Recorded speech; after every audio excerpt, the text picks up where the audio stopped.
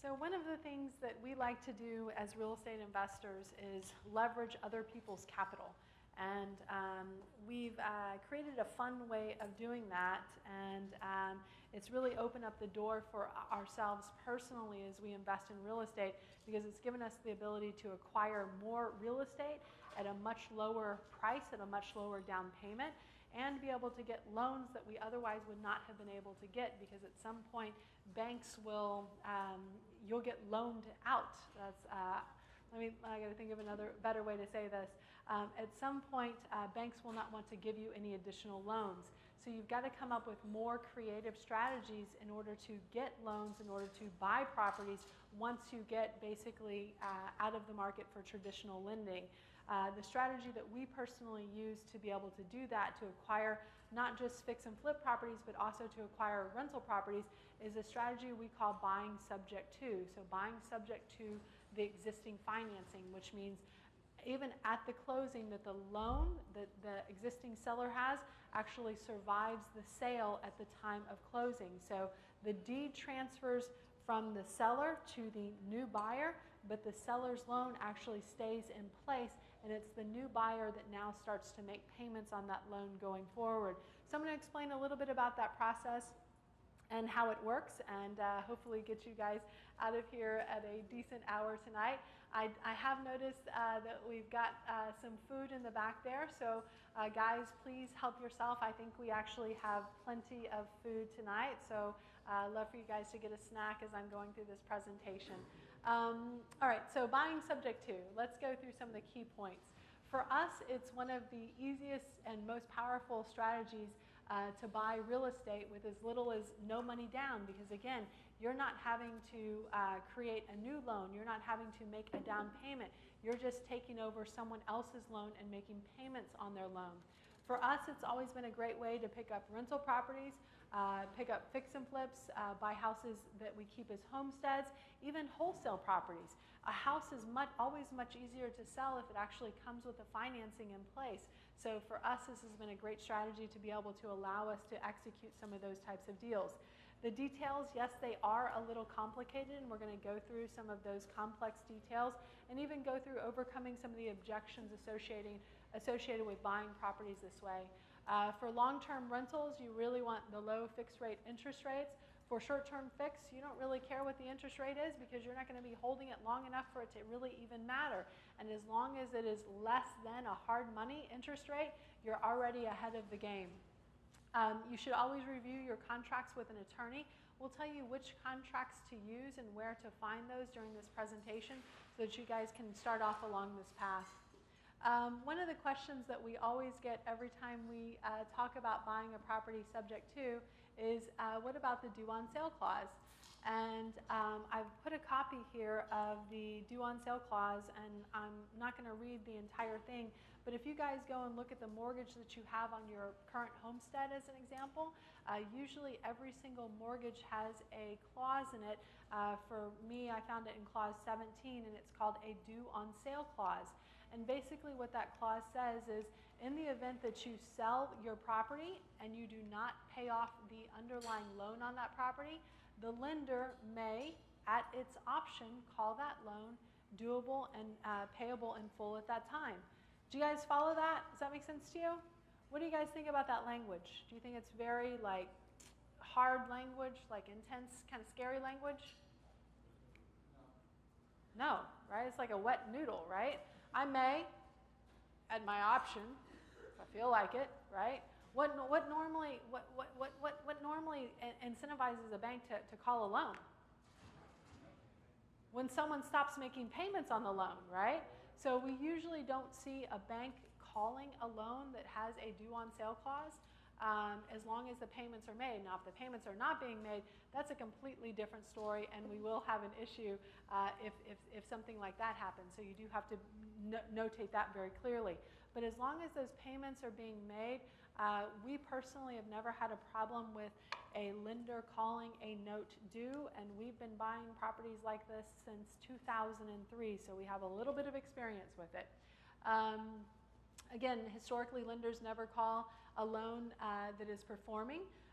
Some of the diversions that we see some investors do, sometimes they'll write a letter at the time that they're reinstating the loan and buying the house that basically says, hey, if you want to call the loan, no problem, just send me back my $15,000 reinstatement on this loan, and I'll be happy to deed the property back to the seller, and you can move forward with your foreclosure proceedings.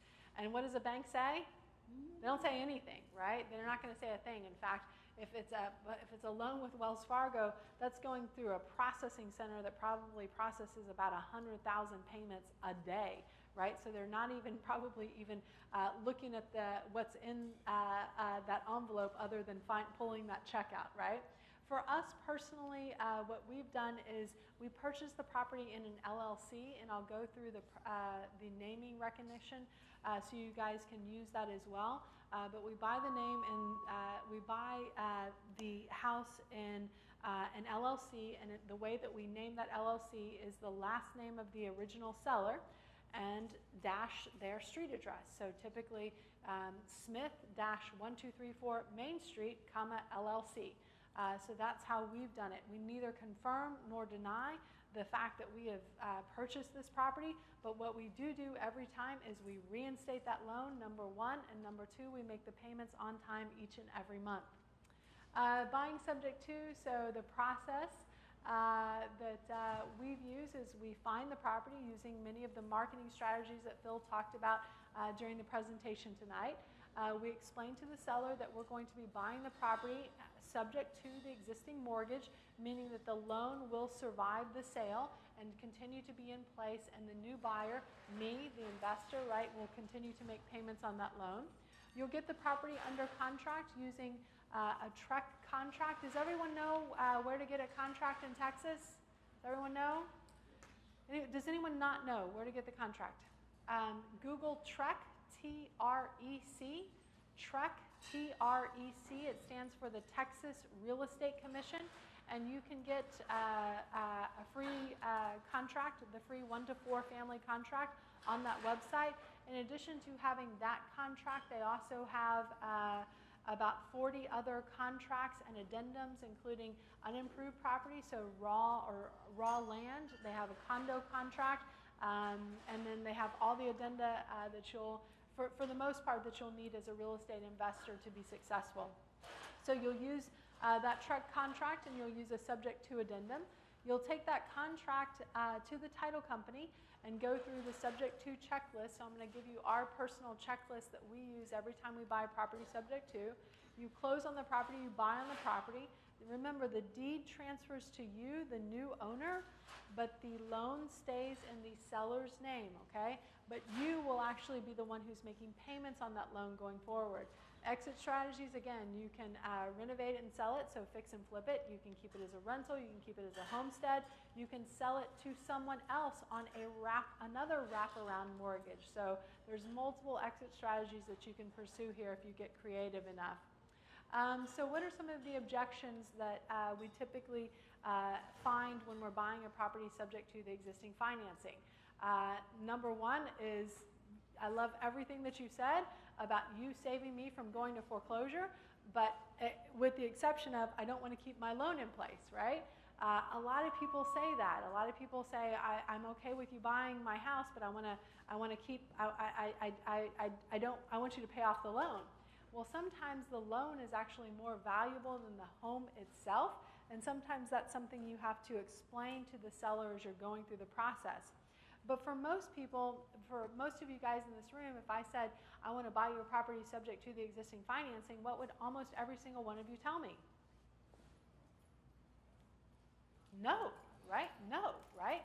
And listen, if any of you guys ask me, can I buy one of your properties subject to the existing financing, what would I say? No, okay? Now, under what circumstance, under what situation would I say yes, or that sounds like a great idea, I can't wait to do it? Extreme pressure, extreme motivation. If you are behind on your payments, right? If your house needs a ton of repairs that you cannot afford, if you had no equity or very little equity, if you were facing foreclosure, or if you wanted to or needed to sell very quickly. These are usually the only circumstances, somebody's going to foreclosure usually, that you're going to be able to buy a property subject to the existing financing. There has to be some motivation there. But in general, for us as real estate investors, the only place that we make money is when there is some type of motivation. So if there's not motivation there, you're usually not going to be able to buy the property subject to. You'll usually just have to bring cash or self-directed IRA money or hard money in order to take that property down. But you would let someone buy it subject to if you were already behind, if you'd already ruined your own credit, right? And if you were facing foreclosure. All of these things make someone a good candidate for a subject to purchase. So overcoming objections, again, the seller will sometimes object. You can tell them, listen, why would I buy your home, go through all of the closing costs, reinstate the loan on your existing property, which typical reinstatement fee anywhere from $10,000 to about $20,000 and up, right? Why would I go through all the closing costs, reinstate that loan, and then stop making payments? Under what business scenario would that be smart? Like none. I'm not going to do that, right? Why would I buy your home, spend $10,000 or 20 or 30 or 50 renovating it, and then again, stop making payments on it? That would not be a good business decision on my part. If I wanted to gamble away $50,000, there are a lot more funner ways that I could do that other than buying someone's crappy house that needs a lot of renovation that's about to go to foreclosure, right? Working with me and stopping foreclosure today is better than potentially risking it in the future. I talk to a lot of sellers who say, well, you know, they're behind, they're on the foreclosure list, and the question that they have for me is, well, what if you stop making payments? Well, then you're in the exact same position today, except you actually took a gamble that I was actually going to be a smart businesswoman, right, and keep that property going, keep the payments going. You may add some additional information about your financial security or your experience in buying these properties historically and how that's actually helped the seller's credit. I've had sellers be able to, a couple years later, go out and buy a new house that they would not have been able to buy had they have gone to foreclosure, which is right where they were going. And also let them know that you have skin in the game, right? You have the reinstatement money and you have the renovation expense. And one of the things that I've been successful at saying lately, and it also helps to break the ice, is to say, listen, I don't know whether or not you're a religious man or not, but I can promise you that whether you're a religious man or not, every single night after I reinstate the loan and after I make all the renovations on this property, every single night you will say a little prayer to God, and it will go something like this. I hope she defaults. I hope she defaults. I hope she defaults. I hope she defaults. Because then I can foreclose on her and get that house that was reinstated and just completely renovated, right? So normally, that's kind of funny, right? It kind of breaks the tension, and it's like, oh, yeah, and how does this thing work again? Now I'm interested, now that I know that there's something in addition and beneficial to me. And again, if the seller wants to buy a house in the future, it's no problem as long as they wait long enough. Usually they've gotten into so much trouble with not making payments that it's going to take a while for that credit to recover, usually at least 3 years, but not as long as it would if it actually went into foreclosure. Some of the tricky details when buying subject to, you'll want to verify the loan balance. You'll need to get both a reinstatement, a payoff statement, as well as an escrow analysis to understand where they are usually in property taxes. Sometimes they'll get very far behind in their escrow, so sometimes that's an additional $3,000 payment that you'll need to make at the time of closing. You'll get an authorization to release loan information form filled out. We'll give you an example of that. You can also call with the homeowner and just do it over the phone to get the payoff, to get the reinstatement, and to get the escrow analysis. You'll always want to make sure that the payoff statement is good through the day of closing. Is good through not the day of closing, but the actual day that the house goes to foreclosure. Because you may think you're going to close a week before the foreclosure auction, but if anything goes wrong, now you're in a position where you have to go back to the seller's lender on a house that's in default and ask them to recalculate the payoff and the reinstatement. This sounds like an easy task, But usually when it's about to go to foreclosure, they'll tell you, happy to do that for you. It's only going to take me about 5 to 10 business days to get that done. We don't have 5 to 10 business days. So always get that payoff and reinstatement good through the day of the auction. For us personally, we always buy our properties in an LLC. When we're buying them for a rental property, the naming recognition again that we use is Smith-1234 Main Street. Last name of the original seller, address of the house, comma, LLC. Today has been technology difficult, but we're back. Okay. If we're buying it, and that's for our rental properties, if we're buying it for just a fix and flip and we expect to have it for less than 6 months or so, then we'll buy it in the company that we use for fix and flips, because usually a bank's not going to find out or even call the loan, again, unless the payments have not been made. But usually if we're buying it to hold it just for a short period of time and fix it very quickly, we'll buy it in our fix and flip entity as opposed to creating a new LLC at the time of purchase. You'll always want a new insurance policy. You guys saw Mike Monzingo's name on the sponsors list. He was not able to come tonight, but he's usually at every meeting. Mike specifically knows how to insure a property subject to the existing financing. There are some tricky details here. Very specifically, if you do not name the original seller as an additional insured, the mortgage company is going to kick that back and say, who are you? I gave a loan to Mark. Why am I insuring Shanoa on this property? So you need to make sure that they're listed as an additional insured. Also, on the mortgagee's clause, this is where the bank is listed because they are an interest in the home because they have a loan against the property. You'll also need to list the underlying lender in the mortgagee's clause. So Mike, for example, will help you get through that and help you navigate it correctly so that you won't get in a situation with the lender. Historically, the only department of the bank that has ever had a problem with buying subject to, and it's not even that they have a problem buying subject to, historically the only department in the bank that's really been on it is the insurance division. So if you do not send your declaration page listing the original seller, they're going to pop it back to you immediately. So be sure and do this, and that way your opportunity to get a loan called goes down drastically.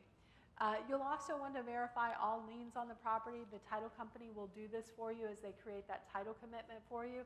I always like to ask in advance and do as much research as I can in advance because I don't want to be doing a lot of work and get surprised right at the very end. You'll also want to really understand the terms of the existing note. Most title companies will ask you to get a copy of that existing note, or they will ask you, or they will get it themselves. But you want to understand if there are any balloon payments, right? Which rarely, but occasionally there are. You want to understand if it's an adjustable rate mortgage. It's very rare now, but occasionally they do have some. I saw a loan recently that was actually what was called a shared appreciation mortgage.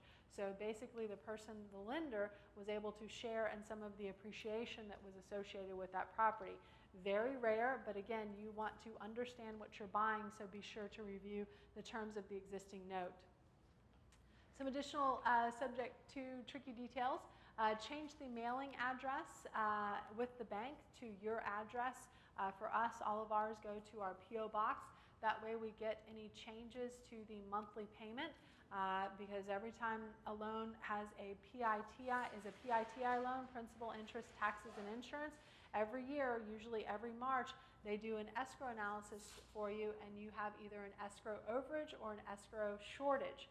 On an escrow shortage, they're either going to ask you to make a one-time payment to the bank or they're going to adjust your monthly payment going forward, and sometimes they actually do both.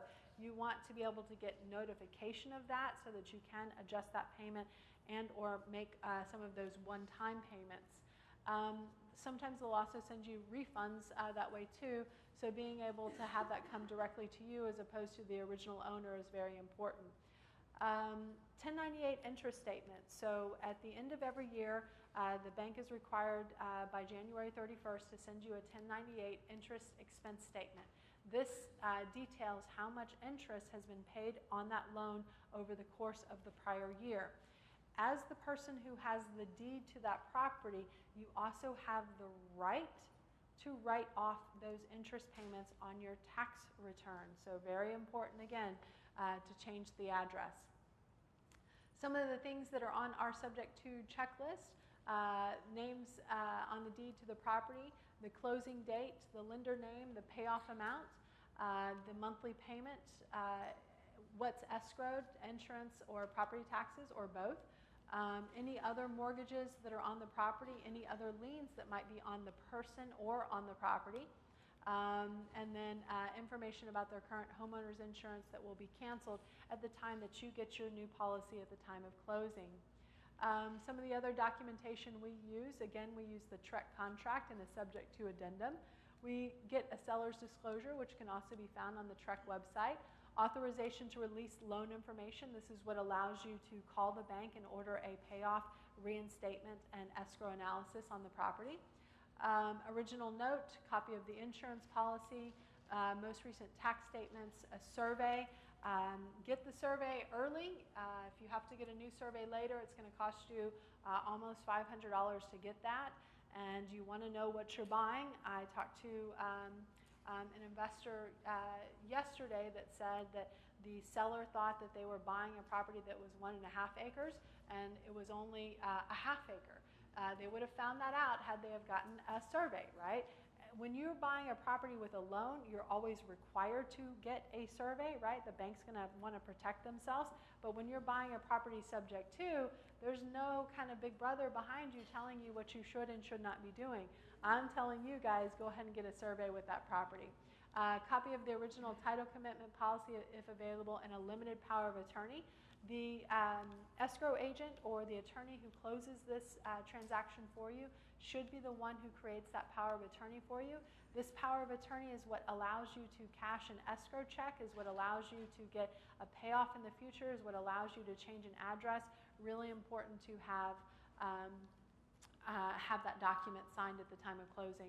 This is a sample authorization to release loan information. It basically says the owner authorizes me, Shanoa, to get information on the property, including, again, payoff, reinstatement, escrow analysis, interest rate, mortgage details, etc. So this is the typical form that will allow you to do this. Usually this form is faxed in. A more expeditious way to get this done is to call with the seller to go ahead and get authorized over the phone. Some banks will allow that. Some banks still want a hard copy signature like this. But at least if you get authorized, whether you get authorized or not over the phone, you can still, with the seller on the call with you, go ahead and order the payoff and the reinstatement and the escrow analysis, right? The truth about buying subject to. The truth is that people don't believe that this works, but it really works, and it really works well with motivated sellers. If the seller is not motivated, it rarely works. You'll have to bring cash to the closing. But if it is a motivated seller, you can buy these subject to all day long, because the seller is already taken care of, ruining their credit. Now all you're doing is reinstating it and putting it back in good standing for them. The whole truth is that it eventually does get awkward managing someone else's loan.